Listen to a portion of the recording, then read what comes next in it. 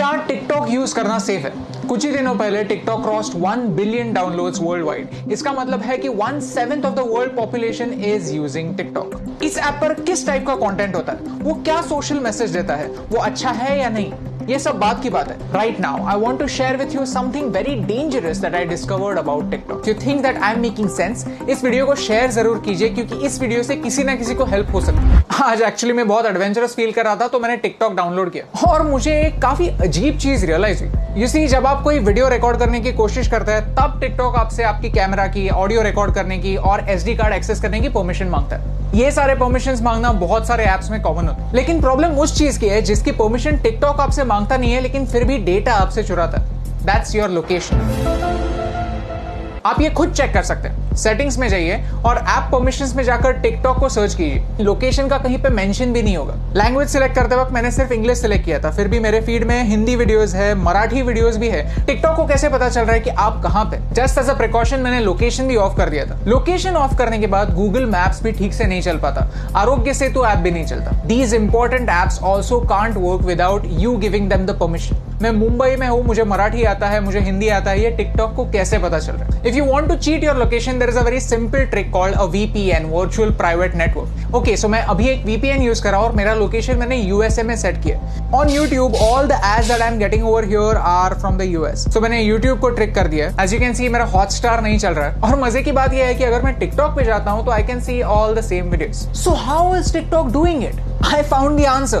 TikTok is using the data from your SIM card. जो सारा information जा रहा है वो मेरे सिम कार्ड से जा रहा है। क्या आपको समझ रहा है कि ये कितना डेंजरस है, कितना सिनिस्टर है? सीधे सिम कार्ड से आपकी रीजनल इंफॉर्मेशन लेना, डोंट यू थिंक एक वीडियो शेयरिंग ऐप के लिए ओवरकिल है, अननेसेसरी है? And the worst part is इसके बारे में कोई वार्निंग नहीं है। द ऐप जस्ट सेज कि we will automatically collect it, that's it. ये डिस्कवर करने के बाद मैंने टिकटॉक की प्राइवेसी पॉलिसी कंप्लीटली पढ़ी और उसमें मुझे कुछ ऑब्जेक्शनेबल पॉइंट्स दिखे। If you link any social media account to TikTok then TikTok वहां की इंफॉर्मेशन यूज कर सकता है आपके बारे में जानने के लिए। टिकटॉक कंटेंट डिलीवरी के लिए HTTP सर्वर्स यूज करता है, HTTPS नहीं, सिक्योर सर्वर्स नहीं। तो ये सर्वर्स हैक हो सकता है। इस वीडियो में किसी ने डेमोन्स्ट्रेट किया है कि कैसे ऑफिशियल अकाउंट से एक गलत मैसेज फॉरवर्ड हो सकता है। आपका अकाउंट डिलीट होने के बाद भी टिकटॉक जब तक चाहे आपका डेटा उनके सर्वर्स में रख सकता है। और मेरा टिकटॉक के साथ सबसे बड़ा प्रॉब्लम है आर्टिफिशियल इंटेलिजेंस। कि ByteDance जो टिकटॉक की पेरेंट कंपनी है वो एक आर्टिफिशियल इंटेलिजेंस कंपनी है। उनका प्रोडक्ट कंटेंट क्रिएशन का प्लेटफॉर्म नहीं है, उनका प्रोडक्ट है algorithm. You see, China wants to be a superpower in AI by 2030. Computer की भाषा क्या होती है? Zeros and ones, binary. और वही टिकटॉक आपको करने के लिए बोलता है। Whenever you are watching a video on TikTok, you are taking a survey. You are feeding information to the computer, telling them what you like, what you don't like, what you agree with, and what you don't agree with. And all of this information is going to China. आपको क्या लगता है? क्या ये सही हो रहा है? Tell me in the comments below. In social media, artificial intelligence changes the game completely.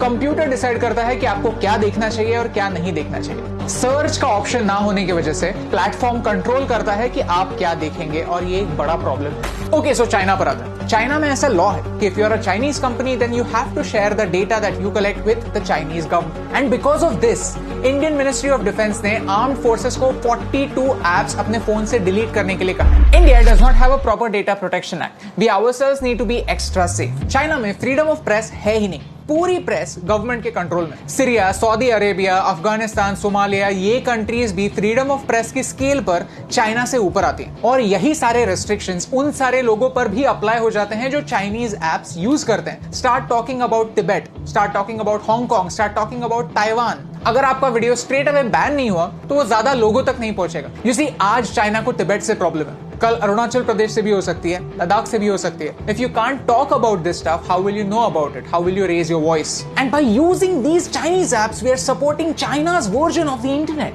Privacy on the internet is a myth. हम जब भी कोई सर्विस फ्री में यूज करते हैं तो हम उनके प्रोडक्ट होते हैं, हमारा डेटा हमारी करेंसी होता है। शुड यू डिलीट टिकटॉक और any other app for that matter? ये बताने वाला मैं कोई नहीं होता। But you can definitely take some precautions. If you have Chinese apps on your phones, then don't use UPI or any net banking apps on the same phone. When creating an account, don't use Google to sign in. Create a new account, use a different password. Cyber theft is real.